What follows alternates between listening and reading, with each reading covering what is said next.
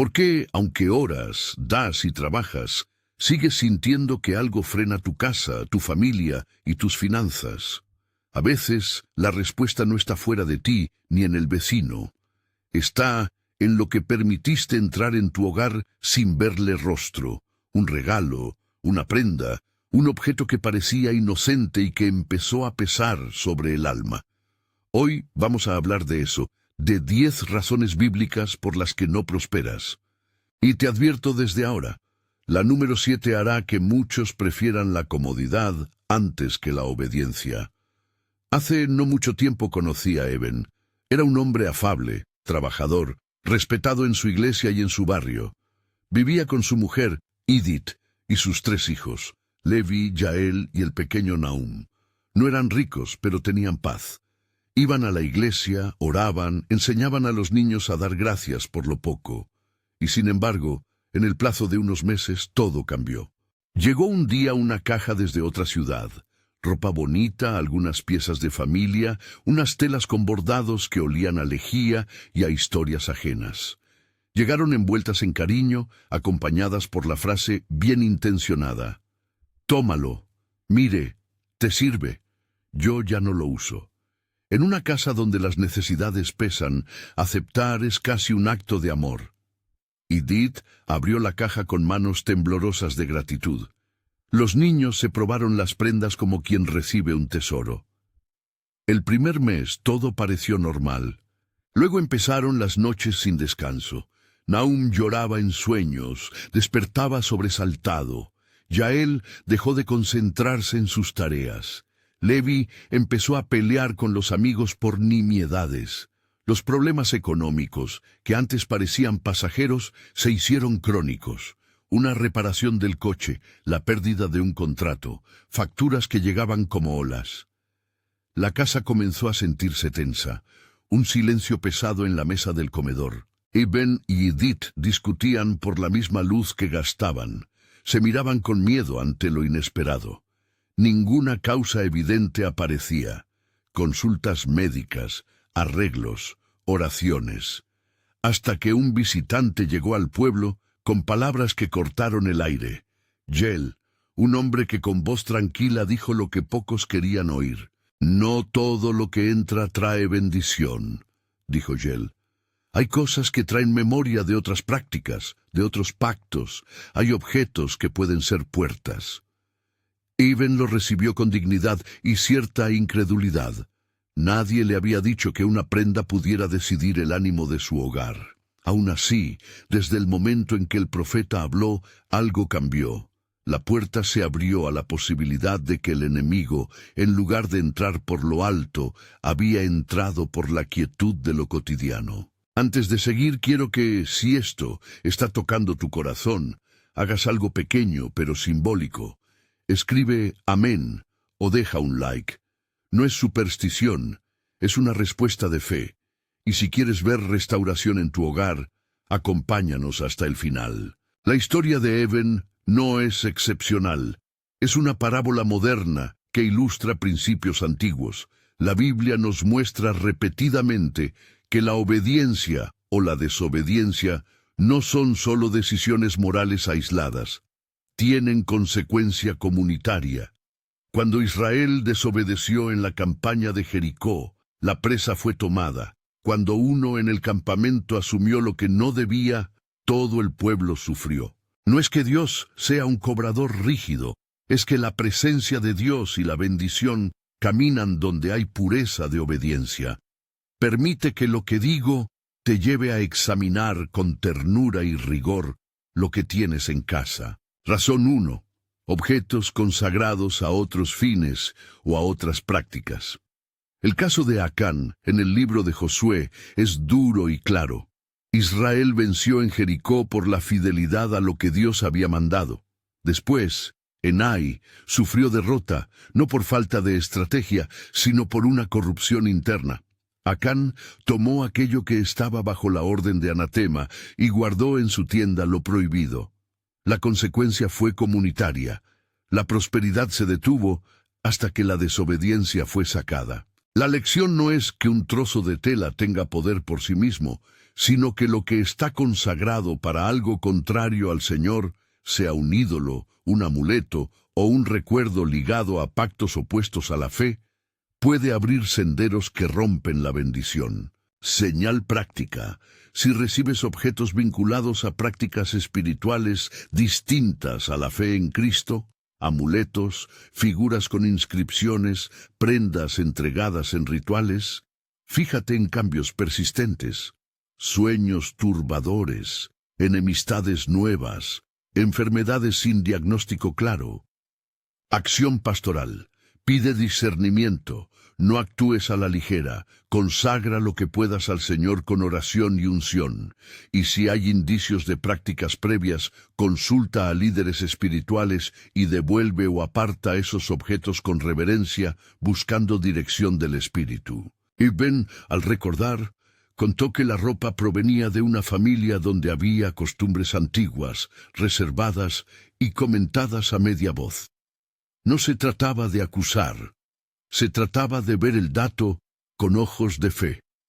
Cuando Iben permitió, sin preguntar ni discernir, que aquello entrara por la puerta de su casa, abrió una brecha que se hizo visible en la salud y en la paz familiar. Razón 2. Falta de discernimiento al aceptar lo que otros desechan. No todo lo que es regalado viene limpio. En las Escrituras, Gedeón es un ejemplo de audacia para quitar lo que era objeto de culto en su pueblo. Quiso, sin dudar, derribar el altar de su padre a Baal y cortar el poste sagrado. Lo hizo a medianoche, porque entendió que la casa familiar no podía mantener un altar dividido. Hay momentos en que aceptar de buen corazón lo que viene de manos ajenas implica aceptar también la historia espiritual de quien lo entrega. No es una acusación a la caridad, es un llamado a discernir. Señal práctica. Si al traer a tu hogar objetos de procedencia dudosa empiezan a multiplicarse los conflictos o ves patrones repetidos en la casa del donante, no ignores la posibilidad de que la historia de ese objeto traiga carga. Acción concreta. Antes de introducir algo nuevo, ora por discernimiento. Pregunta al Espíritu si debes recibirlo. Si la paz falta, considera no introducirlo o apartarlo hasta que haya claridad. Enseña a los hijos a valorar la prudencia. Recibir con gratitud no siempre significa aceptar sin preguntar. Razón 3. Idolatría oculta y herencias familiares. Josías, rey de Judá, es el paradigma de reforma. Halló la ley, se quebrantó al oírla y emprendió una depuración valiente. Arrancó los altares, destruyó los objetos de culto pagano y restauró la casa del Señor.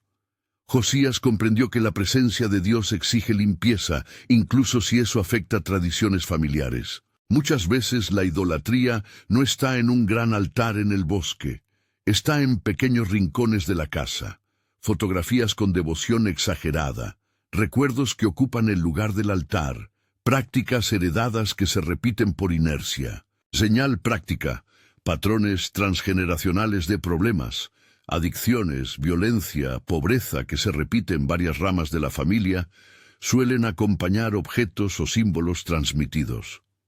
Acción pastoral. Lánzate a la confesión generacional. Rompe verbalmente los pactos antiguos, haciendo una declaración de ruptura con esas prácticas y pidiendo la restauración. No minimices el proceso. Puedes necesitar acompañamiento, oración de liberación y actos concretos de separación de lo que no honra al Señor. Razón 4. Desobediencia parcial. Querer lo de Dios sin pagar el precio total de la obediencia. En la historia de Saúl, 1 Samuel, vemos lo peligroso que es la obediencia a medias. Se reservó lo mejor del botín cuando debía ser entregado, y eso abrió una fisura en su relación con Dios. La prosperidad que Dios trae no es un accesorio, es fruto de una obediencia completa. Mucha gente quiere los beneficios espirituales sin renunciar a lo que sabe que los separa de Dios. Señal práctica. Pequeños descuidos que no quitas de tu vida porque no son gran cosa. y que sin embargo reaparecen en distintos frentes: falta de gozo, puertas cerradas que no se abren. Acción concreta. Si Dios te llama a renunciar a algo, sea un objeto, una relación o una práctica, hazlo sin excusas. La obediencia parcial solo posterga lo que vendrá. La obediencia radical abre el sendero hacia la restauración. Razón 5. No consagrar lo nuevo. Olvidar dedicar lo cotidiano al Señor.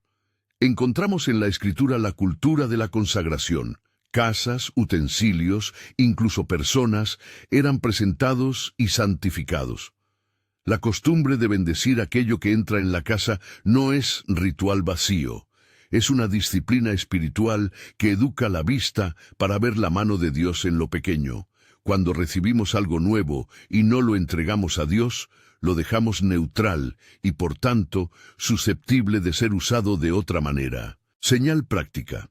Artículos nuevos que traen división en lugar de alegría, compras impulsivas que agravan conflictos financieros, regalos que generan orgullo. Acción pastoral. Establece un rito doméstico de consagración. Una breve oración pública en familia. Ungir con aceite si es la práctica de tu comunidad. Declarar que aquello servirá para la honra del Señor. No conviertas esto en fórmula, hazlo como acto de fe y de dependencia. Enseña a los hijos que lo que entra en la casa será consagrado y que eso forma el carácter. Al avanzar por estas razones, notarás un patrón. Hay siempre una mezcla de espiritualidad y responsabilidad práctica. No se trata de superstición, sino de vivir con ojos abiertos. No prometo que, si haces cada paso, la prosperidad vendrá como acto mecánico. Prometo que la obediencia y el discernimiento abren la puerta para que la gracia actúe con libertad. Permíteme una oración breve. Señor, te pedimos discernimiento para ver lo que está velado. Da a cada familia aquí el valor para someter lo que es humano a tu voluntad. Llénanos de tu espíritu y quita la confusión. Amén. Volvamos a Iben. Cuando empezaron a atesorarse las alarmas en la casa, algunos vecinos miraban y comentaban: «Son cosas de la vida». Otros, más francos, sugirieron limpiar y deshacerse de lo que parecía sospechoso. Iben vaciló. Había en su mano una prenda bordada con labor de varias generaciones. Edith lloraba al pensar en devolverla. «Era un gesto de afecto», decía ella. «Lo necesitamos», decía Eben. Pero los sueños de Nahum se hicieron más intensos y una sombra de tristeza se instaló en la melodía de sus domingos.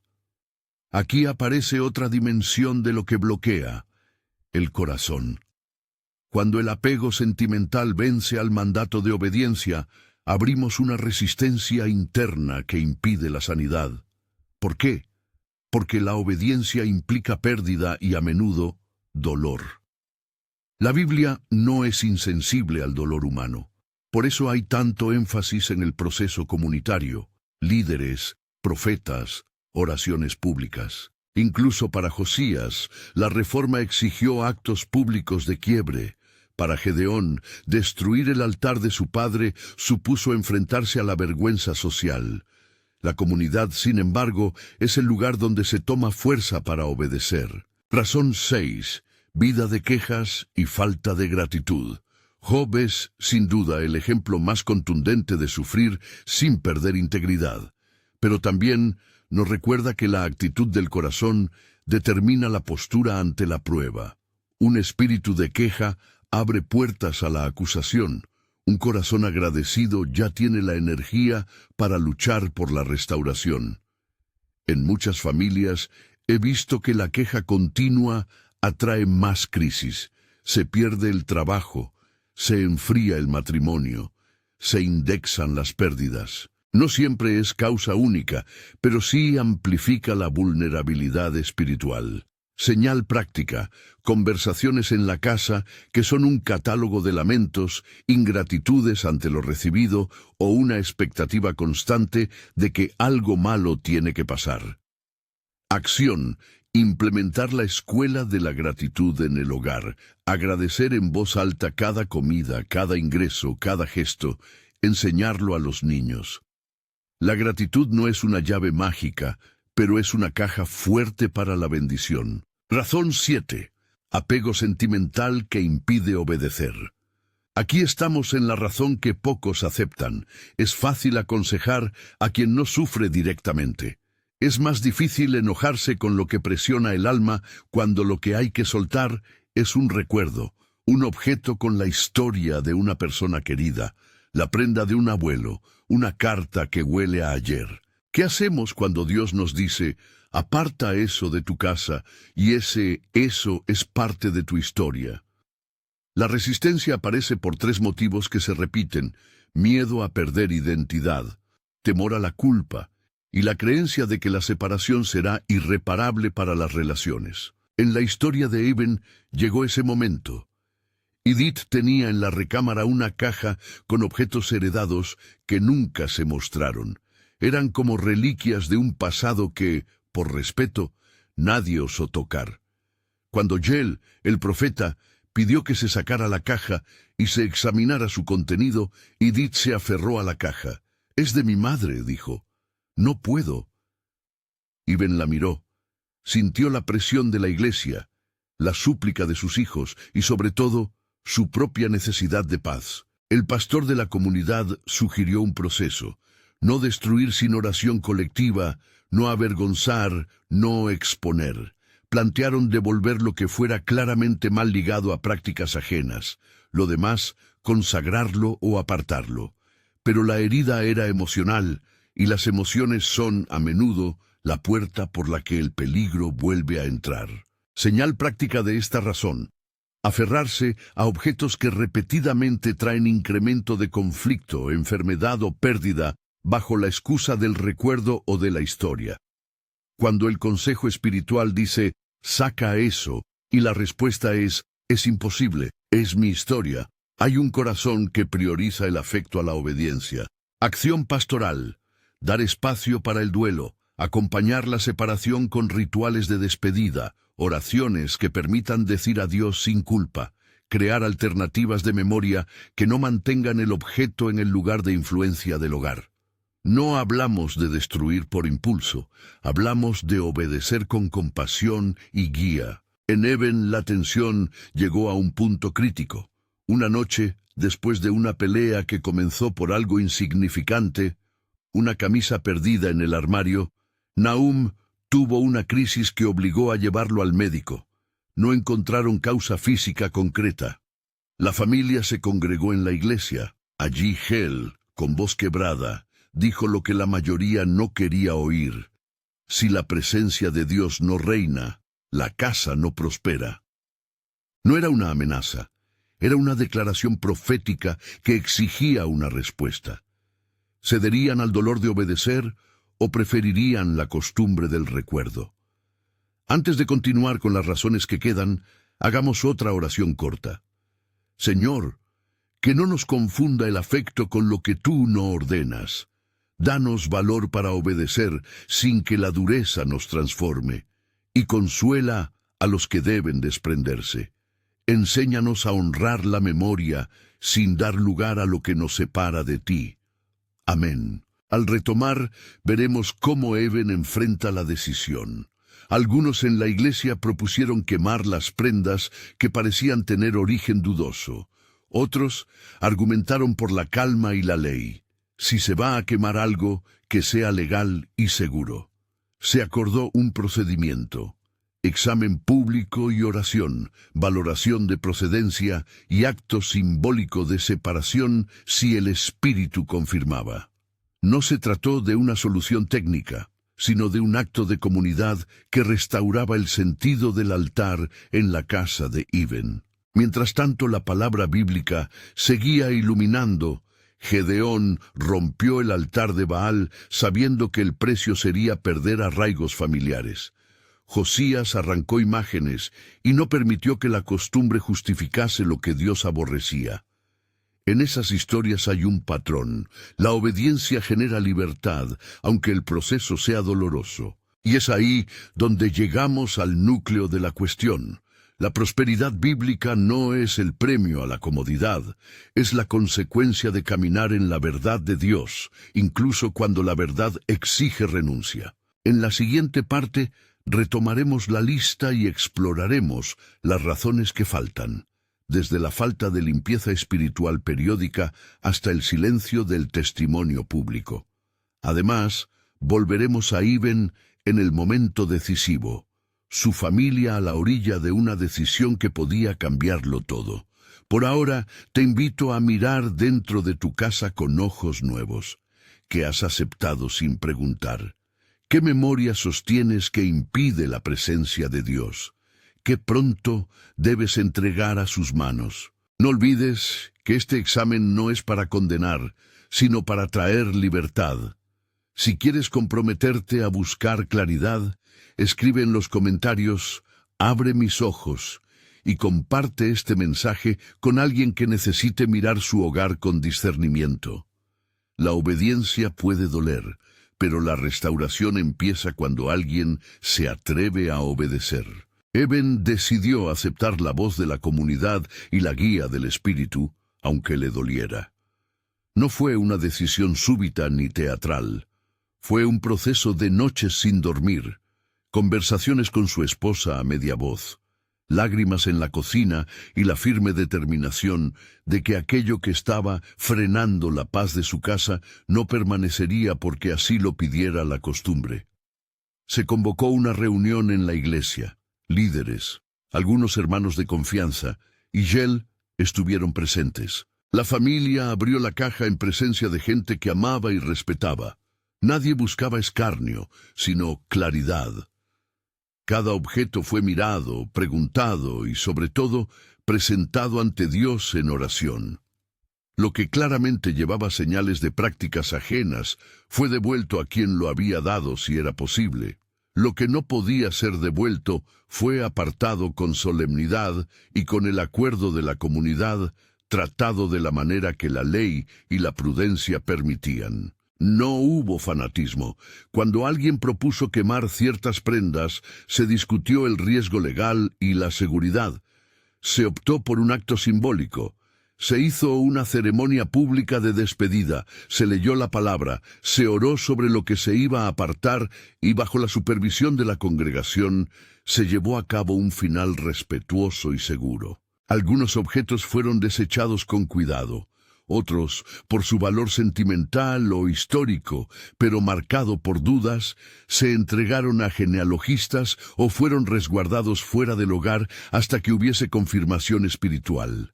En ningún momento la comunidad celebró como si aquello fuera una receta mágica. Celebraron que la familia había elegido la obediencia y la transparencia. Durante semanas no hubo un cambio espectacular de la noche a la mañana, pero sí una presencia diferente en la casa. Menos tensión alrededor de la mesa, menos gritos al cerrar la puerta del armario, menos suspiros que no terminan. Entonces, con la calma que sigue a la obediencia, llegaron las señales de sanidad. Nahum empezó a dormir mejor, pequeñas sonrisas volvieron a Yael, y Eben encontró la paz suficiente para negociar con calma y prudencia una renovación de contrato que llevaba meses en el aire. No digo que la prosperidad golpeara la puerta en forma de fortuna repentina. Lo que ocurrió fue que la familia recuperó energía para buscar soluciones, volvió a confiar, y con esa confianza tomó decisiones que reordenaron sus finanzas. El proceso entero fue lento y comunitario, no un hechizo. Fue la restauración de un altar doméstico donde la presencia de Dios pudo otra vez descansar. Razón 8. Falta de limpieza espiritual periódica. La Escritura enseña que la presencia de Dios se cuida. No es un artículo de lujo, es la habitación donde se vive la fe. En tiempos bíblicos, la purificación del campamento del Señor, las fiestas de restauración y los actos de penitencia señalaban la importancia de revisar el estado espiritual de la comunidad con periodicidad. Si la casa no se somete a revisión espiritual, pequeñas negligencias se acumulan hasta formar una costra que impide el fluir de la gracia. No se trata de un ritual vacío, sino de disciplina. Orar juntos, examinar el corazón, confesar lo que está mal y restablecer la práctica de la alabanza en el hogar. Señal práctica. Notar que los mismos problemas reaparecen cada cierto tiempo, que las mismas heridas vuelven con pequeñas variantes, que la oración se ha vuelto mecánica o inexistente. Si las reuniones familiares son esporádicas o solo se hacen en crisis, hay riesgo de que el hogar se vaya desvinculando espiritualmente. Acción pastoral. Instituye un ritmo de limpieza espiritual. No debe ser algo oneroso. Puede ser una noche mensual de familia donde se lee la Escritura en voz alta, se comparte una confesión breve, se ora y se declara bendición sobre los ingresos y los vínculos. Única vez no basta. La constancia es la que mantiene las puertas cerradas a lo que no procede. Haz revisiones en fechas clave. Tras mudanzas, después de recibir herencias, al incorporar relaciones nuevas o cuando hay problemas repetidos. Pide al Señor que te muestre qué revisión requiere tu casa hoy.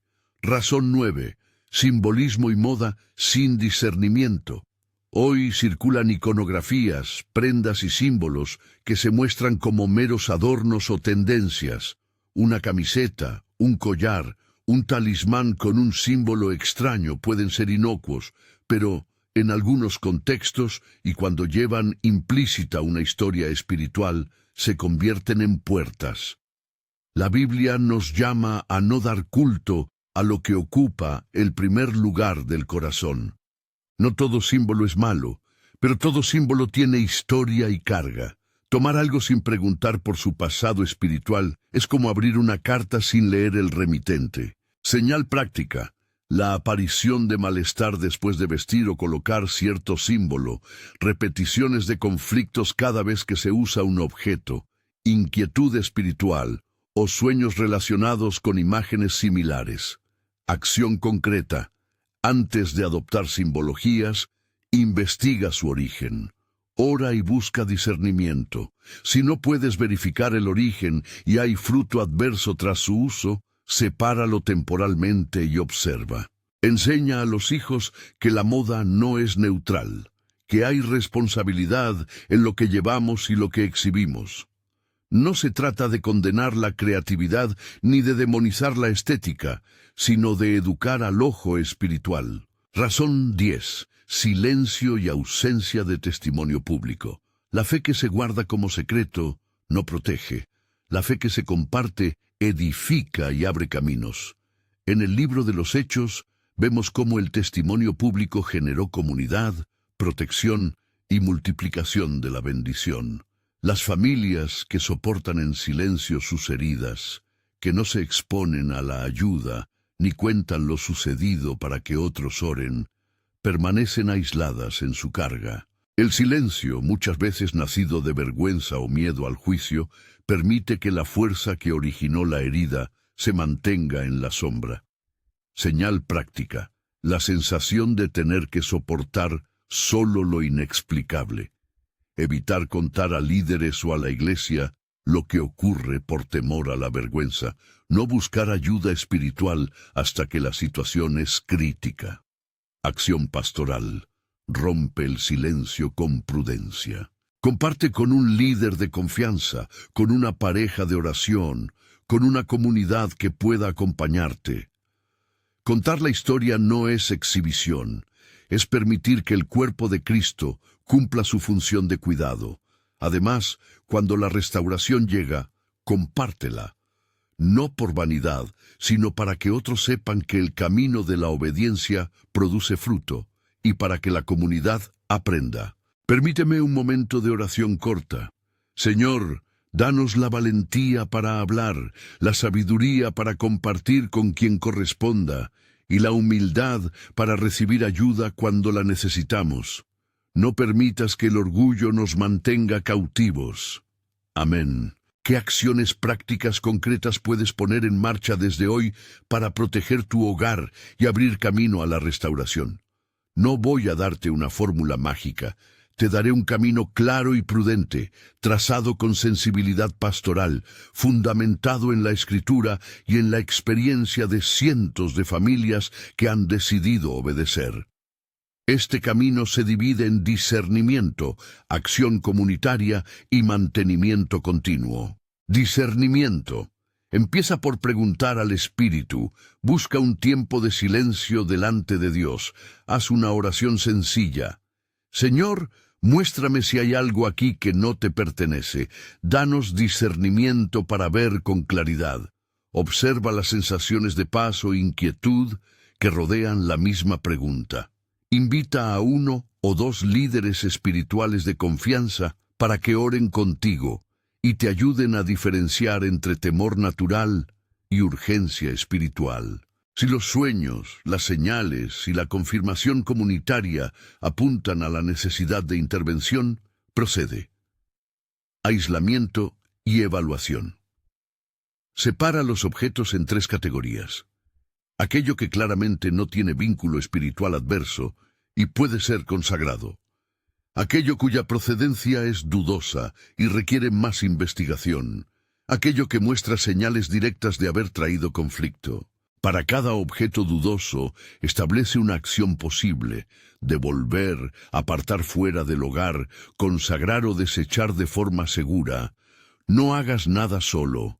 Hazlo con consulta y en comunidad cuando sea posible. Consagración y limpieza.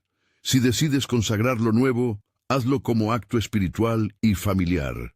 Que toda la familia participe, que se lea un pasaje de escritura pertinente, que se ore depositando el objeto ante Dios y se lo entregue simbólicamente al Señor. El uso del aceite ungido puede formar parte de esta práctica si es la costumbre de tu iglesia. Ungir un objeto con una breve oración no es magia. Es una declaración de dependencia y dedicación. Si optas por limpieza física, lavado, ventilar, exponer al sol, limpiar con agua y jabón, hazlo. Lo físico y lo espiritual caminan juntos. Algunas tradiciones usan sal o agua bendita. Si esto resuena en tu comunidad, hazlo con intención y sin superstición. Desalojo con reverencia. Cuando algo debe salir del hogar, acompaña la acción con un rito de despedida, una oración, una lectura bíblica, el agradecimiento por la persona que dio el objeto, si corresponde, y la consagración del acto de separación.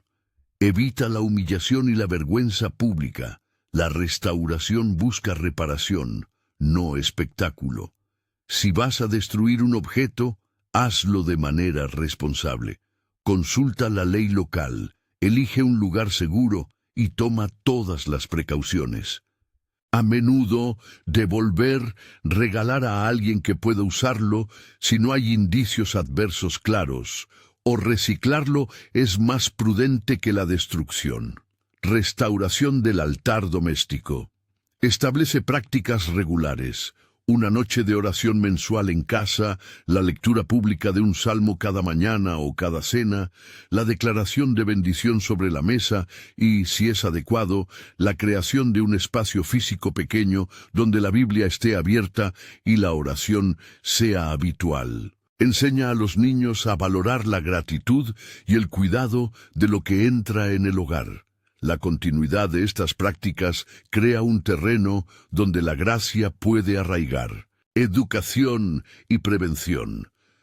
Forma una cultura en tu casa en la que recibir algo implique una breve pausa de oración y un test de paz.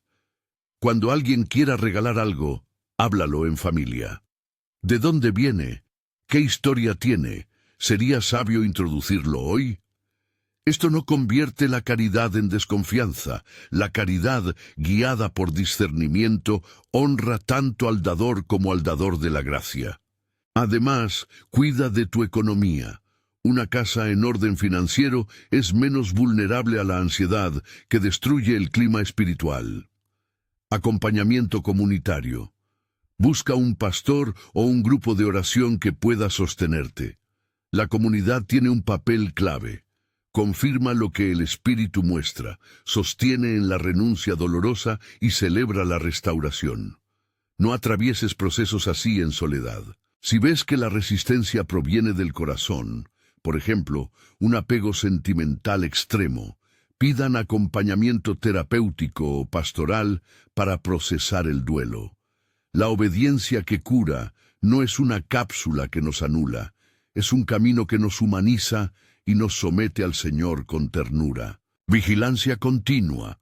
Esto no termina después de una ceremonia. Estableced un calendario de revisión espiritual, mensual, trimestral o semestral según la necesidad. Cada revisión implica orar por el hogar, revisar objetos nuevos, evaluar actitudes y renovar compromisos familiares. La vigilancia no es paranoia, es fidelidad. Permíteme colocar aquí un ejemplo concreto de una oración que podéis usar para consagrar un objeto del hogar, sintiéndolo como guía, no como fórmula.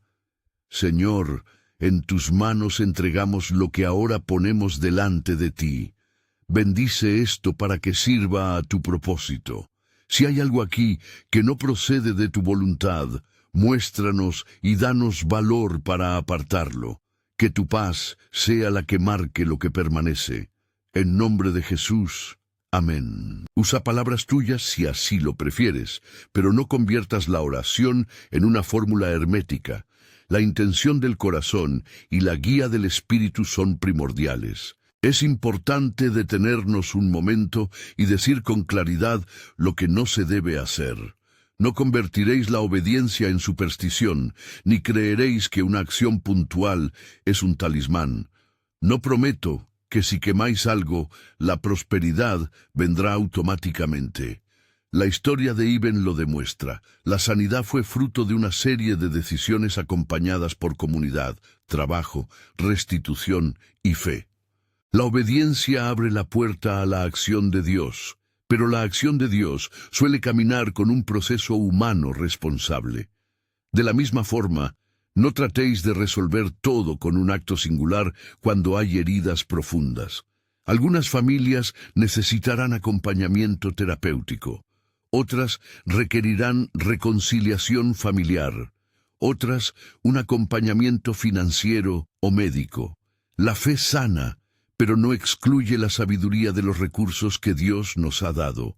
Médicos, asesores, amigos sabios. Un corazón sometido a Dios sabe cuándo pide ayuda y cuándo obedece una dirección espiritual. Volviendo a Ibn, después de la ceremonia comunitaria, sucedió lo que siempre sucede cuando la obediencia se elige con humildad.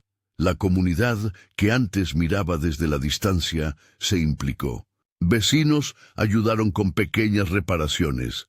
La iglesia ofreció un taller de finanzas. Un hermano con formación en terapia familiar ofreció sesiones para ayudar a procesar el duelo de Aidit por la pérdida de los objetos. Ibn se convirtió en testigo de lo que había pasado.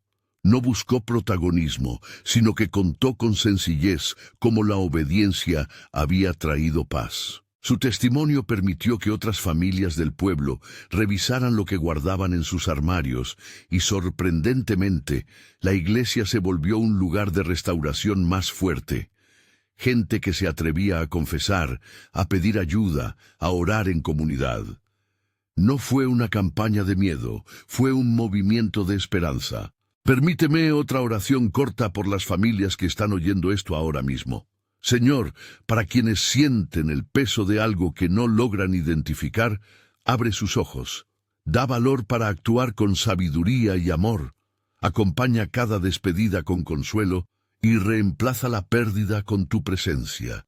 Que ningún acto de obediencia quede sin la caricia de tu espíritu.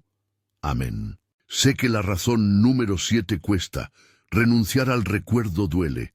Pero te aseguro que hay maneras sanas de honrar la memoria sin mantener el objeto en el altar de la casa. Algunas familias crean álbumes, relatos grabados, ceremonias de memoria que no colocan objetos en el centro de la vida diaria. Otras transforman dulces recuerdos en actos de servicio que honran a la persona fallecida sin mantener aquello que hace daño. La obediencia pastoral debe incluir estrategias de duelo y memoria, y la comunidad debe acompañar en esos procesos.